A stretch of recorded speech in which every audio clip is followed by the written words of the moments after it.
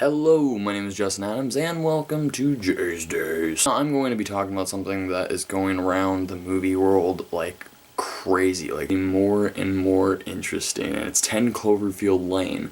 I haven't really talked about this yet. I actually haven't talked about it at all.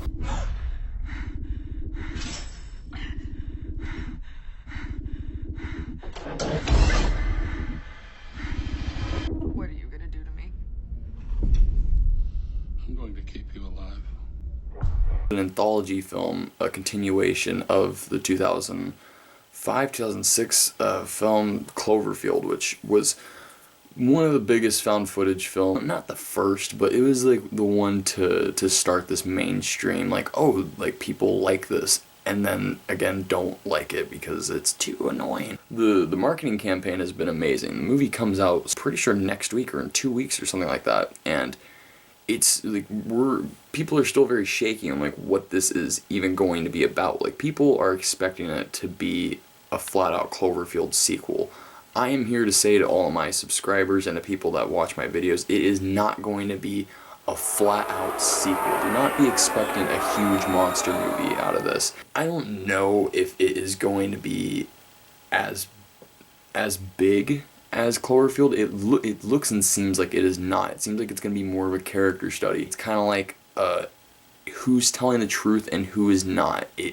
Is this really happening or is this not? And it's like all centered around this girl who's played by I know her name. Like, I'm not doing my research because Mary Elizabeth Winston or Weinstein, whatever. This marketing thing that they're doing is that we are in the like we're finding out more about John Goodman's character. His name is Howard.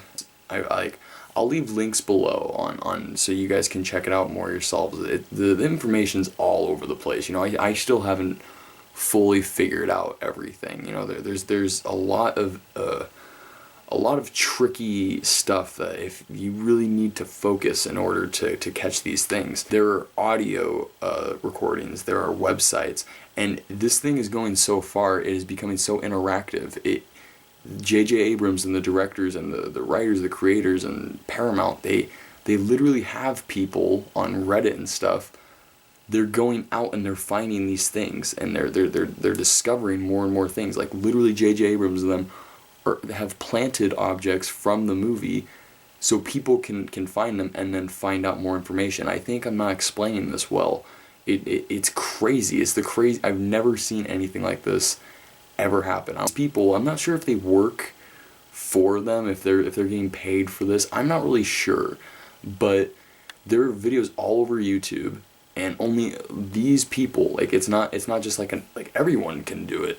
It's like first come, first serve. Like, if you found it, then you collect it and you make your videos, you talk about it, and you become like basically an investigator, a part of this Cloverfield universe. It's the best marketing I have seen for a movie, and I still to this moment I cannot tell you what is going to happen in this movie. Only J.J. Abrams can pull off something like this. He is this generation's Steven Spielberg. He is someone that just non-stop creativity. He allows things to happen. You know, he allows things to flow instead of being like a complete tight ass and like saying things have to go exactly the way that they were before. No, like we're gonna do things like they were before, but we're gonna still keep things fresh and new. It's so exciting. It's super exciting to see that there's like a creator out there in Hollywood that is still willing to keep secrets, that is still willing to surprise audiences, and isn't willing to let everything go just to make its money back in the box office. I feel like J.J. Abrams is one of those guys that really, even though he's making the biggest films like fucking Star Wars, he's not someone who cares about the box office results, even though it's probably a really big thing that he should care about. And I just feel like he's more of the creative side, you know, like, okay, this is the budget, this is what I need to make back. Good, that's in my mind. Now let's figure out everything else that we need, because that's just the little stuff if you think about it.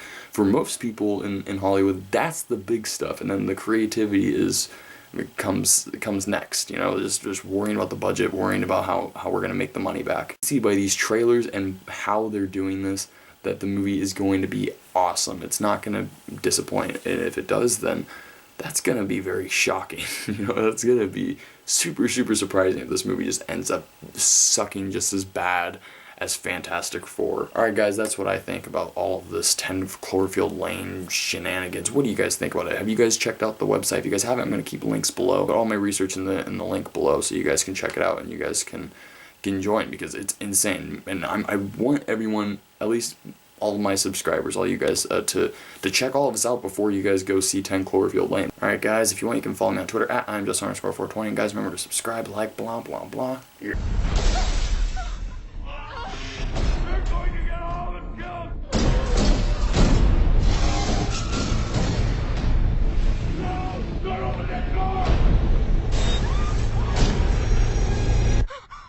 Something's coming. 10 Cloverfield Lane.